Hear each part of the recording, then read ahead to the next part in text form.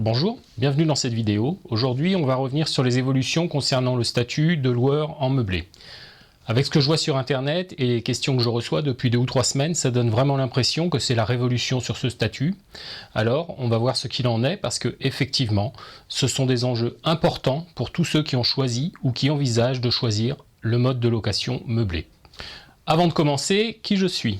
Je suis Laurent Demora, je suis conseiller en gestion de patrimoine, je suis évidemment investisseur et je développe des outils, des simulateurs et des applis pour aider les investisseurs à analyser leurs projets et à investir intelligemment.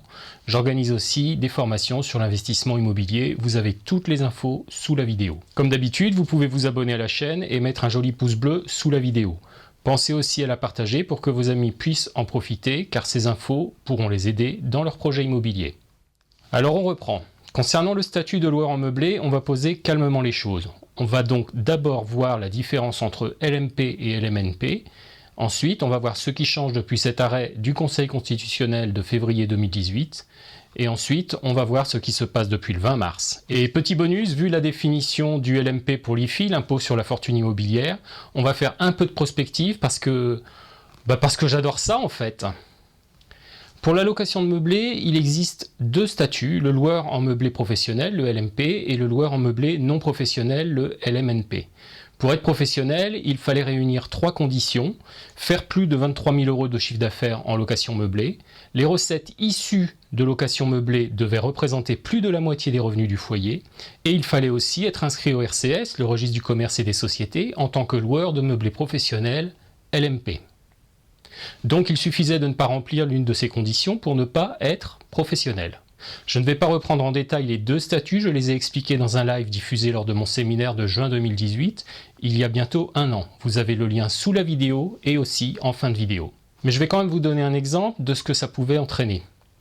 Avec 200 000 € de loyer et un salaire équivalent au SMIC, ou même pas de salaire du tout, on pouvait donc être non professionnel, simplement parce qu'on n'était pas inscrit en tant que loueur professionnel. On avait eu le choix.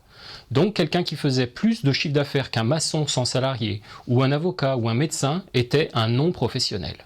Alors petite parenthèse, si on est un peu clairvoyant, on voit bien qu'il y a quelque chose d'anormal avec ce genre de possibilités. Maintenant, ça n'empêche pas d'en profiter tant que ça existe, mais il faut prévoir la porte de sortie parce que forcément, ça doit bouger. Mais ce principe des 3 conditions entraînait aussi une chose. Ceux qui voulaient être LMP, mais n'avaient par ailleurs pas le droit d'être chef d'entreprise, comme certaines catégories de fonctionnaires, ne pouvaient pas bénéficier du statut LMP s'ils le souhaitaient, avec ses avantages et ses contraintes. Donc certains investisseurs étaient privés de choisir cette option fiscale, non pas de leur fait, mais du fait d'un tiers, souvent leur employeur. Il fallait donc que le cas soit présenté au Conseil constitutionnel pour qu'un arrêt soit rendu et dise « oui, la réunion de ces 3 conditions met les Français sur un pied d'égalité devant la loi » ou « non, ça ne va pas, il faut faire quelque chose ». Eh bien la chose est tranchée depuis l'arrêt du Conseil constitutionnel du 8 février 2018. Les 3 conditions ne sont pas constitutionnelles et l'arrêt dit que seules 2 conditions doivent être remplies pour devenir professionnel. Il faut plus de 23 000 € et plus de la moitié des revenus du foyer. La 3e condition d'inscription au RCS en tant que loueur professionnel a disparu purement et simplement. Ça entraîne 2 choses. La première, c'est qu'un fonctionnaire peut devenir professionnel, non pas par choix, mais parce que c'est la loi. Et l'employeur, dans ces conditions, n'aura rien à dire. C'est d'ailleurs le cas qui avait été soumis au Conseil constitutionnel. La deuxième chose, c'est là que les choses commencent à faire du bruit, c'est qu'un investisseur qui perçoit plus de 23 000 € de loyer et dont les recettes dépassent les revenus du foyer devient professionnel alors qu'il ne l'avait pas souhaité et surtout pas prévu dans son budget prévisionnel. Car bien évidemment, quand on est professionnel, on doit cotiser à certains régimes obligatoires et forcément ça coûte un peu d'argent. On va revenir tout à l'heure sur les principales conséquences, notamment fiscales bien évidemment, car tout le monde sait que ça reste le nerf de la guerre. Cet arrêt a donc mis un bon petit coup de pied dans la fourmilière de la location meublée.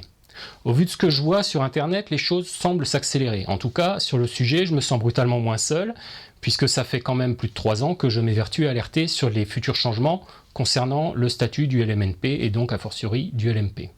Avant le rapport CAP 2022, en août 2018, personne ne parlait de ces changements. J'avais même vu des vidéos qui disaient qu'on ne pouvait pas forcer les gens à devenir LMP. Bref, avant le 20 mars 2019, il y a un peu plus de 3 semaines, on disait encore que ça ne serait pas possible. Aujourd'hui, ça bouge, je m'en réjouis, les investisseurs vont enfin pouvoir avancer un peu mieux informés. Mais pourquoi personne ne parlait de ces changements avant? C'est assez simple. Quand des bruits, quand des risques de changement, quand des mauvaises nouvelles arrivent dans une niche fiscale, certains rigolent en silence et souvent ce sont ceux qui vendent directement ou indirectement la solution fiscale, la niche magique, le statut LMNP, l'arme fatale anti-impôt, la solution ultime, celle des vrais experts malins, ou bien ce sont aussi ceux qui profitent de cette niche, les investisseurs eux-mêmes, et évidemment, eux, ils ne veulent surtout pas qu'on y touche, car leur schéma financier risquerait de devenir beaucoup moins sympathique. D'autres écoutent et attendent dans l'inquiétude, ne sachant pas à quelle sauce ils seront mangés, surtout qu'entre tous les sons de cloche, il est parfois difficile de se faire une opinion. La Fisca, ça fait 12 ans que c'est mon métier, j'ai vu passer quelques réformes, alors je pense commencer à les voir venir. Alors depuis le 20 mars, qu'est-ce qui change ? En fait, rien ne change réellement pour le moment, mais rassurez-vous, ça va changer. Car aujourd'hui, tout ça est en train de prendre forme un peu plus sérieusement. On va tout de suite voir comment. Que s'est-il passé le 20 mars 2019 ? En fait, le BOFIP, le Bulletin officiel des finances publiques, c'est en gros la doctrine fiscale, la façon dont le fisc doit considérer les choses pour l'application au niveau des contribuables. Donc le BOFIP a simplement repris les conditions résultant de cet arrêt du 8 février 2018. Donc jusqu'ici, aucune révolution. Maintenant, le BOFIP l'a entériné, mais le CGI, le Code général des impôts, n'a pas encore été modifié. Donc on a simplement transposé la doctrine fiscale, le fait que pour être LMP, loueur de meublés professionnels, il suffit de remplir 2 conditions et non plus 3. Alors effectivement, pour moi, rien de vraiment neuf sous le soleil. Aujourd'hui, quelles sont ces 2 conditions qui suffisent pour devenir LMP ? On va le voir avec des exemples chiffrés.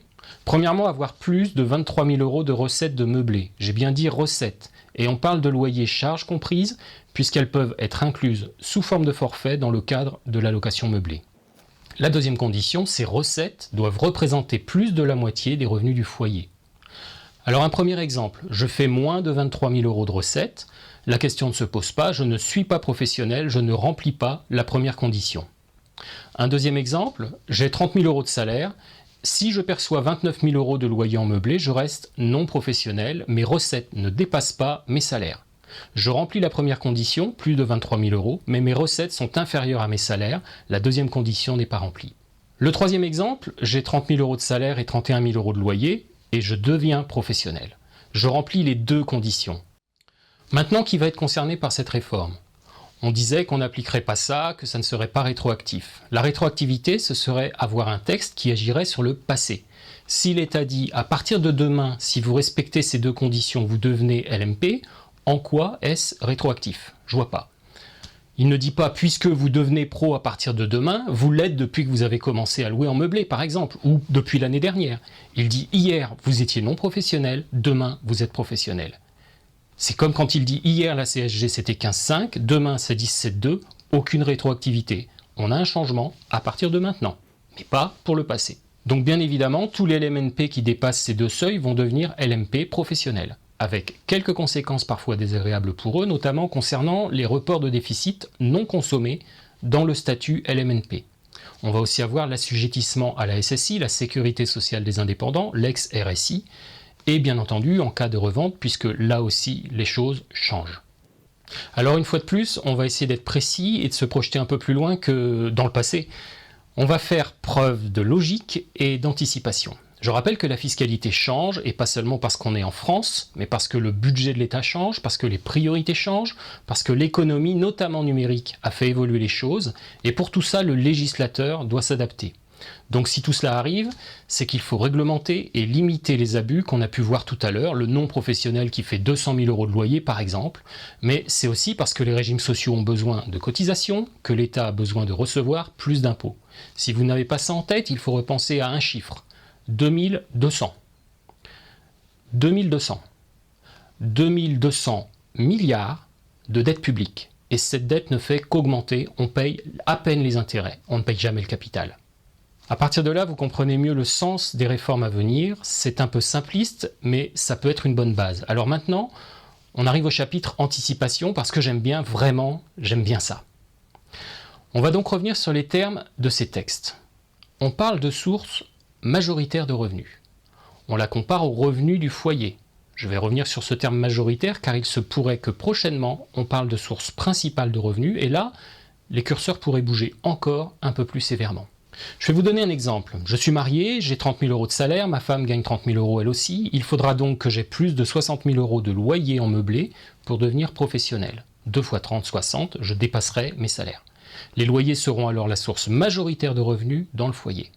Mais là, il faut se pencher sur la définition du LMP pour l'IFI, l'impôt sur la fortune immobilière. Quelle est cette définition? Il faut que ce soit l'activité principale, c'est-à-dire qu'on a des actes fréquents de gestion, en plus du fait que cette activité soit majoritaire en termes de revenus.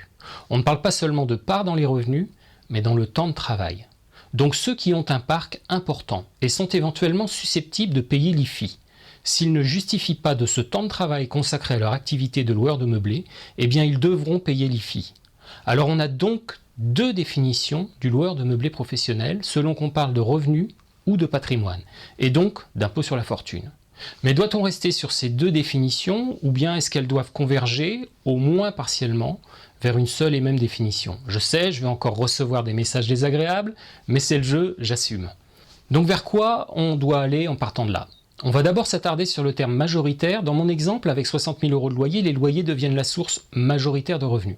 Mais si on regarde la même chose avec le terme principal, je gagne 30 000, ma femme gagne 30 000, mes loyers sont par exemple de 35 000. Quelle est la source principale de revenus dans le foyer? Mon salaire, celui de ma femme ou mes loyers? Je dirais à vue de nez que 35 c'est plus que 30. Donc oui, avec des loyers qui sont inférieurs au salaire du foyer, on passera professionnel car les loyers seront alors la source principale de revenus. Mais attention, on va y gagner d'un autre côté. Si cette activité devient la source principale de revenus du foyer et qu'on y consacre un temps suffisant et donc que ça devient l'activité principale, alors on évitera l'IFI. Cadeau, je te donne un peu d'IFI pour te reprendre beaucoup en RSI. Je ne sais pas si vous croyez à ce genre d'évolution, mais moi, je la vois bien venir. Bref, le 20 mars, qu'est-ce qui s'est passé? Rien en fait. Un bout de papier a dit « Ok, on valide ce que le Conseil constitutionnel a dit ». De toute façon, on ne pouvait pas vraiment faire autrement. Donc les loueurs qui remplissent deux conditions vont devenir pro. Fisca pro pour la revente, pour les revenus, chargement social des revenus issus de la location de meublé. Maintenant, le meilleur reste à venir. Pour le LMP, le calage des deux définitions sur une seule, LMP pour les revenus, LMP pour l'IFI, ok. Et enfin, bien entendu, on va redéfinir le statut LMNP avec de nouveaux plafonds ou une nouvelle fiscalité. On rognera les avantages dont le LMNP bénéficie encore pour quelques mois très probablement.